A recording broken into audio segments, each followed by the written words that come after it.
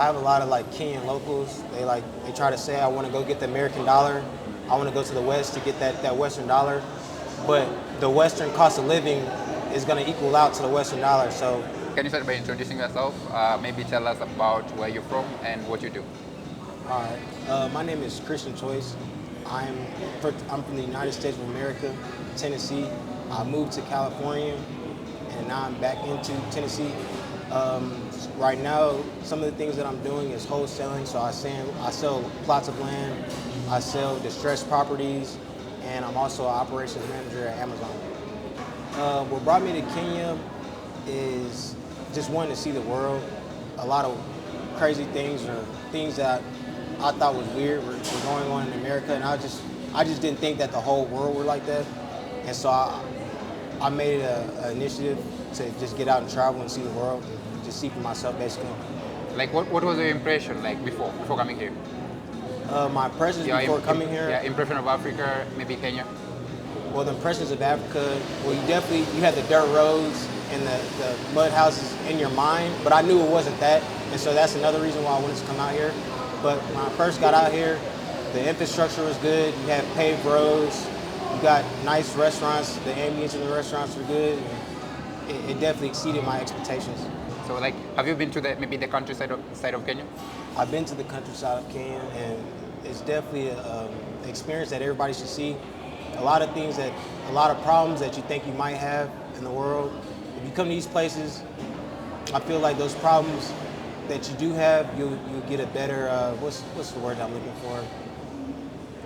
You'll just feel more better about yourself. You'll feel more secure because wherever you go, somebody's definitely probably doing worse than you. Your problems aren't that big. So I've been to the countryside though, and it's cool. I think you just mentioned being secure and stuff. Like, maybe are you not secure from where you are? Like, is it different? How different is it? I'm definitely secure about where I'm from. It's just the average American, they probably think like, I don't know, just the minor inconveniences that somebody might have in America, like my tire broke down, that doesn't compare to just somebody waking up, they don't know like where their next check is going to come from or maybe their next meal. And so it's definitely a humbling experience. Is this your first time in Africa? Is it your first time? Yeah, this is my first time in Africa. Oh, okay. So, I think I asked this, like, your initial thoughts before you landed in Kenya. I think you answered that, right? Yeah, I answered that. So, like, was there anything that surprised you about Kenya upon your arrival? Yeah, there's a lot of things that surprised me about Kenya. Well, the first thing that stuck out to me about Kenya is just the family structure, the nuclear family, and how it's traditional. It's still traditional here, alive and well. You have the mom, you have the dad, the kids are just, I don't know, the families are just alive and well here. They're strong. What's some other things that stuck out to me? Really, the wealth that stuck out to me. I thought it was going to be like, I don't know, the cars that people were driving. I thought they would kind of be like, I'm not going to lie, I thought they were going to be beaters, but when you get out here, people are driving Range Rovers, Mercedes S550s, Maybachs, Porsche trucks, like, so it can get crazy out here. So, is the concept of family different in the US? Yeah, it's definitely different. The concept of family, I think the concept of family is actually dying in the U.S. You have a lot of people that have children out of wedlock, multiple children out of wedlock. They might have multiple partners. So, like, let's say if I have one partner and I have a kid with that partner, they might not be with that partner for the rest of their life. I believe that you should try to stay with that partner for the rest of life, but that's not valued in America to be with your woman and have that woman and build that family. It's just not valued in America, and that's another reason why I wanted to get out of the States, because if you don't have a strong, like, tradition of families, then that can lead to a lot of other nuisances and problems in the country. Okay. I think I've heard of this topic of, passport bros in the US. Like, Yeah, I don't associate with passport pros. I can get women in America. That's not a problem. But it's just the fact of wanting to create a family. Like, I don't want to just create it. You feel me? Have kids and then that breaks down, and now I'm a bunch of drama. Yeah, I don't see myself doing that. but why do you think these guys like moving outside the US, like to move, like to find women outside? Like, A lot of guys are moving out of the U.S. because they're impressionable. That's one, so they don't really have a mind of their own. But I mean that can be a good thing because it's leading them out of the U.S. But so you have like I don't know if you heard of like the manosphere, the red pilling thing. So a lot of dudes they're just I don't know they're kind of like I don't even want to say the wrong thing, but you got the red pill and the manosphere thing going on. You got the passport bros. But me traveling out the country, it's honestly for just a better way of life and not just to search for women or anything. Like I can get a wife in America, it's still good women in America. It's just your chances are very slim. And just you have to find that early on, honestly. The older you get, the worse off that you're gonna be. Okay, okay. So, okay, can you tell us about how you prepared for this trip and was there anything you wish you'd done differently? Things that I wish I would have studied more probably about like what's going on. I didn't really wing it. I know a lot about Kenya, but just simple things like just taking an SGR or going to the coast and having to get rides from Mombasa to other places because I initially wanted to go to Diani Beach, but I heard it's kind of hard to get out of there, and I didn't research that at first. And it took a local to tell me that yeah, it's gonna take a minute to get from Mombasa to Diani, and I was like, dang. But another thing is probably the SIM cards with the phones. I knew that AT&T, like my phone service wouldn't work here, but I didn't plan for it. I could have brought a phone here instead of paying $200 for the Android because you know their electronics are more expensive here. So that's another thing I could have planned for. And that's probably about it that I can think of on top of my head. Yeah, I think something I also need to cover like there's been this issue like tourists coming to Kenya that are being harassed at the airport. Harassed? Yeah, I've heard on TikTok. I'm not sure whether this is true.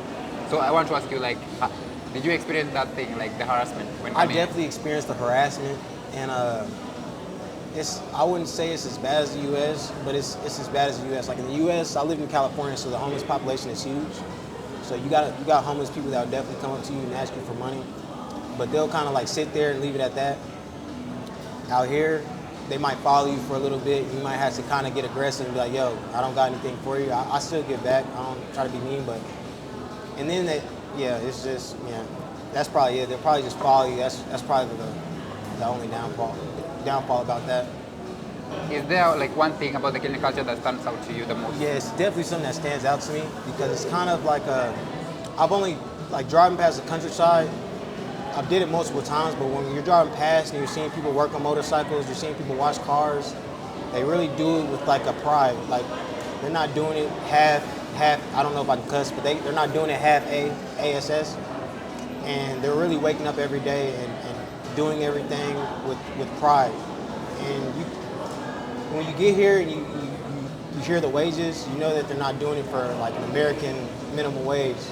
And they're working harder than us out here. And it's just like, it's definitely a humbling experience seeing people just wake up every day and just go get it. It's kind of like, I would dang, how do I say that? I would compare it to like ants in an anthill or like bees in a beehive. Like they're just like, everybody is just collectively just doing what they got to do to just make the wheel turn. It's definitely a humbling experience out here. Do you think like the wages, like in terms of wages, in the US, for example, you get higher pay, right, per hour if you work, and compared to Kenya, like you get a much lower like salary per month. So do you think like the way the standard of living is here, like the cost of living, the amount you have to pay, like to live on the next day, like do you think relative to that thing like balances out? Is it? Yeah, I definitely think it balances out. I have a lot of like Kenyan locals. They try to say I want to go get the American dollar. I want to go to the West to get that Western dollar. But the Western cost of living is going to equal out to the Western dollar. So I'm not really too sure the cost of living for like a local here. But I know for a fact like minimum wage isn't really cutting it in America, especially if you have a family. And so like if you're thinking to go out there and okay, I'm going to be able to make money, you're going to be able to make more money, like the minimum wage and all that stuff is going to be more, but the cost of living, the cost of groceries, the cost to eat food, the cost of public transportation, which we don't really have in America, is going to be way more expensive. So that's kind of how I compare it. You definitely make more money, but everything else is going to go up too. Okay, just to maybe enforce on that, like how does the life here compare to your experiences back at home? Like just to enforce on what you've discussed. How does it compare? Yeah. I wouldn't say it really differs here, except like just who I'm seeing every day. Because obviously I'm in Africa, and I'm living in Tennessee, so you could just infer with that or whatever, take with that. But I wouldn't really say it's a difference, except like driving on the left side of the road. It looks like I'm really in Fort Lauderdale right now. It looks like there's some spots it looks like I'm in New Orleans. Like it's honestly not really that big of a difference unless, I mean, you get in some spots you can tell like, okay, I'm in Africa right now. But when I'm in the city, I honestly feel like I'm in a Western civilization. It's not too crazy. The people, they speak Swahili, so different languages, but other than that, if you have like an open mind, it's really not the same. It's really the same. Like the electricity, it works fine. You got good hot water. The internet is fast. What else am I missing? You got high-tech gyms out here. If you could turn the camera around, you can see the type of bar that we're in, the place that we're in. Like it's a nice area. Like it doesn't feel like I'm in Africa right now. And have you noticed any similarities between Kenya and the US that you didn't expect? Maybe? Some similarities that probably like I don't know. I don't think that I didn't expect. Let me think about that. Well, probably just everything that I just said. Honestly, that's what I did. I didn't expect Kenya to be this high tech, this advanced. But it's definitely up there. This is definitely a place where people can move to and not feel like, oh, like I miss America. Like this is nice out here. Okay, something you expected then, like similarities you expected. Similarities that I did expect. Yeah, you expected before coming. What did I expect before I came here? It's really hard to answer because everybody told me not to like come with like any expectations, just come with like an empty mind. So I really didn't have any expectations when I came here. Like I tried to come with an open mind, so I wasn't, culture shock or anything. But yeah. Okay. Let's talk about maybe the food you've had, like Oh wow. places you've traveled to, like the adventures you've had. Like, have you had a chance to like try any Kenyan dish? And what's been your favorite so far? Probably I've had this dish at this place called Ankole Grill. It was called the Swahili coconut rice and chicken. That was probably the best dish that I've had out here. I've had some tilapia straight from Lake Nabasha. They took it from the lake and put it on the pan, and it had the bones in it still. That was probably like some of the best fish I ever ate in my life. What else did I have down here? That's probably like the only Kenyan food that I have. There's so much ethnicities and cultures here that you can get Chinese food, you can get Indian food, you can get American food. They got Papa John's, KFC and stuff out here, Subway. Like you can really get anything that you want out here. Like if I was out here for another month, I'll probably gain 10 more pounds. And I'm white right now. It's crazy. Okay. Like, have you had a chance like to use the matachus or maybe the border borders yet? Like, I have not. I don't play with my life, so I'm scared to get on the boda bikes. And how they drive out here, I'm not gonna lie. That is definitely something different from the U.S. Like, okay. I rarely see any stoplights out here, and it's kind of people are just vibing, so they're just going. It's kind of like Mexico if you've been out there. They're just vibing. But the what is it called? Matachu. Matatis? Matatus? Yeah, I'm definitely going to get on one of those tonight, so we're going to see. What's the most exciting place you've been in Kenya so far? Most exciting place I've been to, I mean, a normal is probably going to say the nightlife because, like I said, I've lived in multiple states. I've been to a lot of clubs. The nightlife in Kenya is crazy. Everybody got a section. The bottles aren't oversaturated like how they are in the U.S., so you can really like get active and get turned up if you want to, if you shall. So the nightlife, that's a boring answer though. I really like I like being in nature, but Hell's Gate, that was just crazy. Hell's Gate National Park, that was definitely an experience. And then you got things like the Alua Forest. I just went there. It's a lot of things that you can do out here if you're an outside person. You like nature and stuff. There's a lot of things that you can do. But probably just going to the national parks and just being immersed in nature, like you're not gonna see a zebra crossing the road where we're from, or like any of that stuff. It's crazy. have you experienced anything like funny or something you never expected during your trip? Like, Something I never expected to Yeah, happen yeah. out here. What is something I never expected? Oh yeah, there's a lot of stuff. Like, with my second or third day here, I was riding with my friend, and he got in a wreck. Like some dude, he had hit him. And like in America, you already know what's happening. If somebody hits your car, you're getting out the car with like animosity. And the way that they handled it, it was kind of like crazy. Like yeah, he hit my friend. The bumper had a lot of damage, and they were just consoling each other. Like in America, it'd have been a whole lot of arguing. Maybe we got to a fight, and the dude, he didn't have insurance, so he couldn't fix his car. But it was just a whole lot of consoling. And long story short, they just settled it with like some cash, like something minor. And I don't know the exact number, but if you like converted it to USD, it definitely can pay for a bumper. So I was just like, wow, like, so that's definitely like a thing you can argue here. A lot of people, they argue, and like you think it'll lead to like violence, but it never gets to that. It's kind of crazy. Like what happens in the US if something like that happens? I mean, the worst can happen. It can result in a fist fight, death. Like it can really like end bad. Like, and then citizens down here, they don't have weapons. I'm not saying that's like a good thing or a bad thing, but citizens don't have weapons, so like you don't really have to worry about that type of thing happening. Okay, okay. Is there like a Kenyan word or phrase you picked up while here? I got a lot. Asante, that means thank you. Kwaheri, that means bye. Niaji, hello. Caribou, thank you. What else am I missing? Caribou. Caribou is welcome. Welcome. Oh, that's what it is. Welcome. So when I say thank you, Asante, they say caribou. Okay, welcome. Yeah, Caribou is welcome. What else am I missing now? I know a couple words. Mimi, that's I. Ni, I am. Okay. Mimi, ni, I am. I know a couple words. It's You're doing easy to good. pick up. You're doing good. You're doing Yeah, it's good. easy to pick up. Okay. What's that one Kenyan experience that you think every visitor coming to Kenya should try? Yeah, definitely that.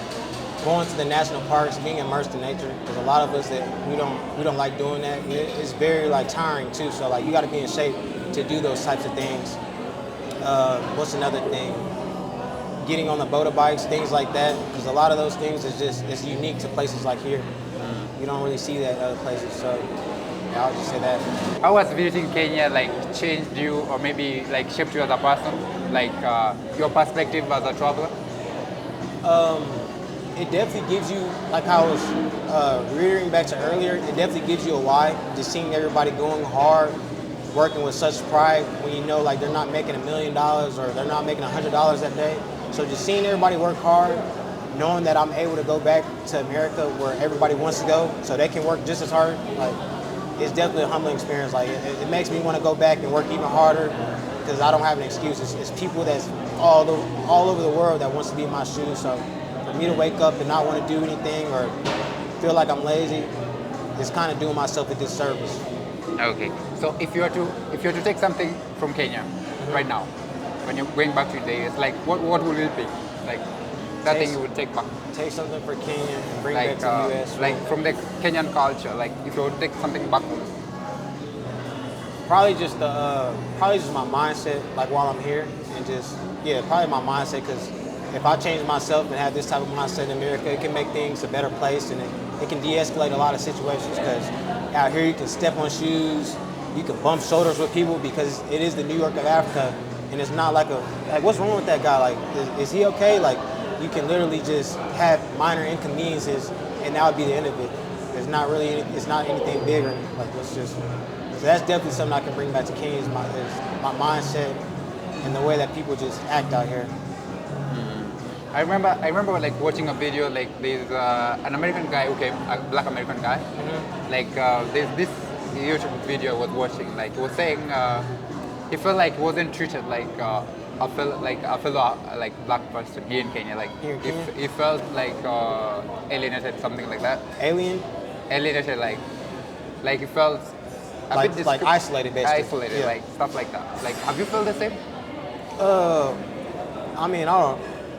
You probably can feel that way in some places, and that would be like a personal problem. But if you get out and talk to people, honestly, in America, if you come here and you see how people look at you, like you definitely will like you would be like perceived as like negative looks, but it's not that. Like if you strike a conversation with somebody, they're actually like really nice. You're gonna see that beautiful Kenyan smile, and they're like really helpful. They'll tell you things that you need to know. They'll go overboard. Honestly, like I think Kenyans are just naturally like shy. Maybe East Africans as a whole, because I got a lot of Ethiopian, Sudanese friends and things like that, and they're just naturally shy.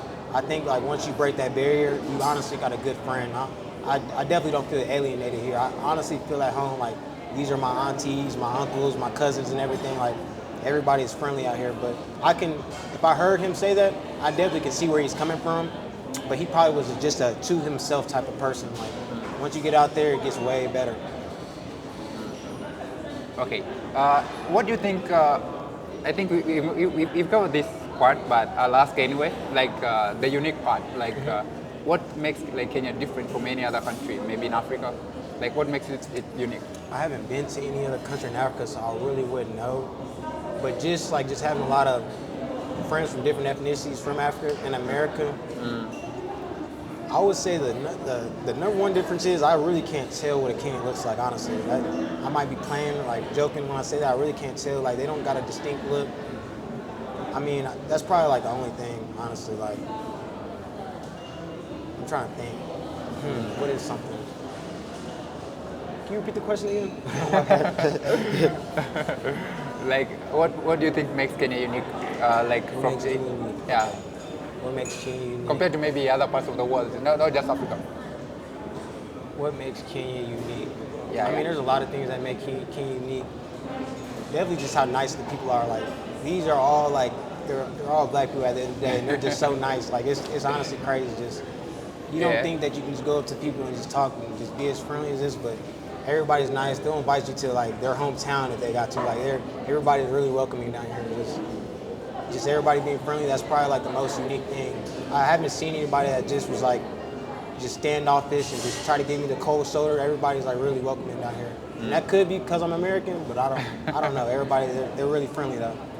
Okay. Winding up, like I would like to know, like, would you return to Kenya, and if so, like, what would you like to explore next time you're here? I definitely want to explore the coast, Diani, Mombasa area, because I'm not going to get to this time.